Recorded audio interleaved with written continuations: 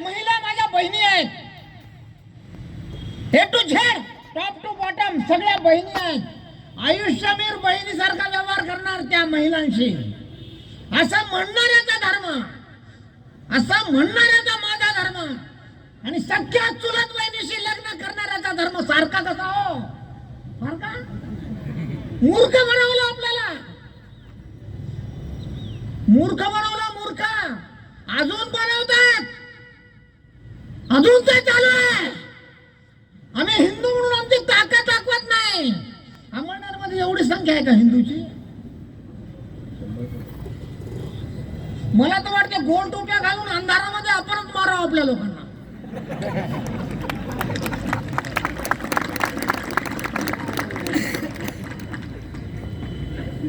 आपण काय पैसे मागितले का तुम्ही कोणाला एकत्रित येण्यासाठी? प्रत्येकाला जेव्हा झळ पोहोचेल, प्रत्येकाच्या घरात घुसून जेव्हा मार खातील तेव्हा म्हणतील. काश्मीर मधल्या लोकांनी, काश्मीरचा विषय आला म्हणून म्हणतो, कुठे गेले तिथले हिंदू? काल विषय झाला वीर बाल दिवसाचा, मी 3 ठिकाणी वक्ता होतो. आता हळूहळू स्टेजवरले लोक, सरकारी अधिकारी आता हिंदू म्हणायला लागले. हिंदू म्हणतात, बातम्यामध्ये सुद्धा आता हिंदू असा उच्चार केला जातो. नाही तर मुसलमान म्हणत नव्हते. एका विशिष्ट संप्रदायाच्या लोकांनी मशिदीवरून दगडफेक केली. और स्पष्ट म्हणा की ते राज्य करायच्या तयारीत आहे. संख्यात्मक वाढ आहे, हिंदू संख्येनं कमी होत आहेत. मी काश्मीरला 15-16 वेळेला गेलो, अभ्यासासाठी गेलो. अमरनाथाचं नाव घेतलं, फक्त 16 जिल्ह्यामध्ये राहिलो. काय भयानक परिस्थिती. 89ला घोषणा ऐकली मी, मशिदीवरून ऐकली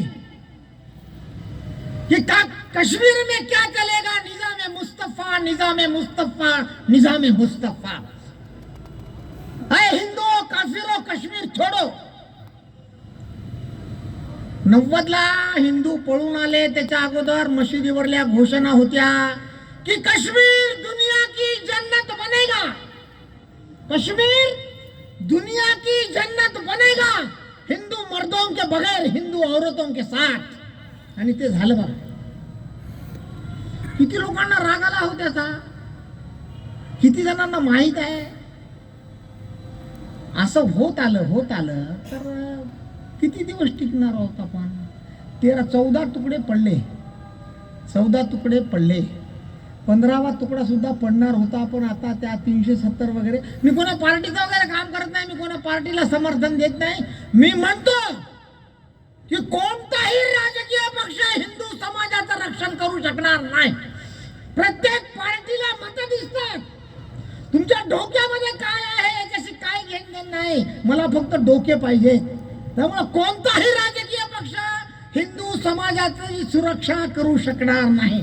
आता वेळ आली आहे, हिंदू समाजानं हातामध्ये शस्त्र घेऊन, महादेवाचा अवतार घेऊन तांडव करावं लागेल. ते करायला काय योजना आहे आपली? गावागावात आपण एकत्रित बसतो का? गावागावात सामूहिक प्रार्थना करतो का? बघा ना, आवाज आहे ना. बंद करा म्हणून सांगितलं सरकारनं.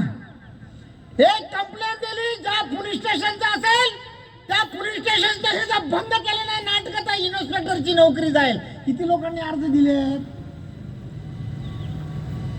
कोण करणार? कोण करणार? आपण काहीच करत आहे ना. आणि आपण करत नसेल तर आपल्याला गुलाम होण्यापासून कोणी रोखू शकणार नाही. काय एका कवीने म्हणले, जग नहीं सुनता दुर्बलों का शांति प्रवचन, जग नहीं सुनता दुर्बलों का शांति प्रवचन, मानता है उसको जो कर सके रिपुमान मर्दन. जो गला काट सकता है ना दुनिया, उसी को डरती है. कोणाला भीती दाखवली का आपण? वेळ आली की नाही आता भीती दाखवायची, पण आपण ते दाखवत नाही. राजकारण्यांनी आपल्याला 47 सालापासून जातीच्या नावावर भांडणं करायला लावले आणि एकाला धर्माच्या नावावर संघटित करायला लावलं. ते संघटित झाले, इकडल्या 2-3 जाती घेतल्या, सत्ता मिळवली, 60-65 वर्ष सत्ता गाजवली, हिंदू समाजाची दुर्दशा केली. हिंदू समाजाची दुर्दशा आज झालेली आहे. कुणीही स्वतःला सुरक्षित समजत नाही. बघा ना, बाजारामध्ये गेलो तर प्रत्येक जण व्यक्तिगत पातळीवर स्वतःला एकटं समजतो. मला जर काय झालं तर मला वाचवणारा कोण आजूबाजूला.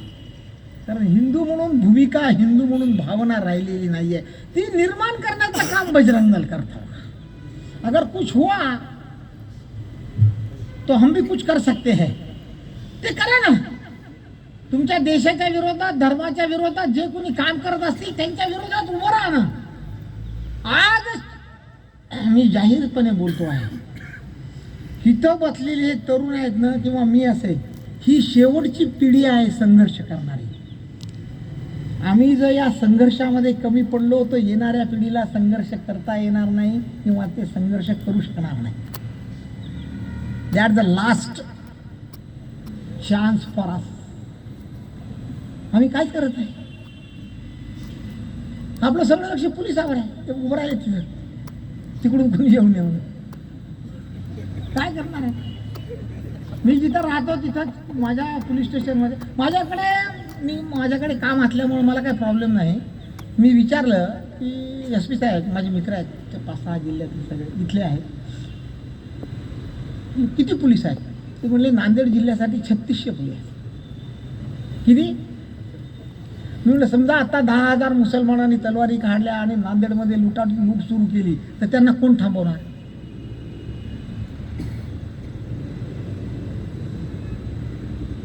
आमच्या घरात तर साप निघाला तर मारायला काठी नाही सापडणार ना. त्यांनी तर RDX आणून ठेवले तुम्हाला मारण्यासाठी. हसण्याचा विषय नाही मित्रा, बी सिरियस. काय तयारी आपली? घर बांधायला एक मजला बांधला, दुसरा मजला बांधला, ते बांधणारा गोंडी बनायला सेठ. जयप्रकाशजी मुंदडा नाही का, ओम प्रकाशजी मुंदडा सेठ, और एक मंजिल चढ़ाएंगे. ओम प्रकाशजी मुंदडा म्हणतात ठीक आहे, पैसों की क्या कमी, और एक चढ़ाएंगे. आणि तिसरा मजला बांधताना तो बांधणारा म्हणतो की और एक चढ़ाओ, आखिर में रहना तो हम क्यों वही. कारण बांधणारे सगळे मुसलमान आहेत.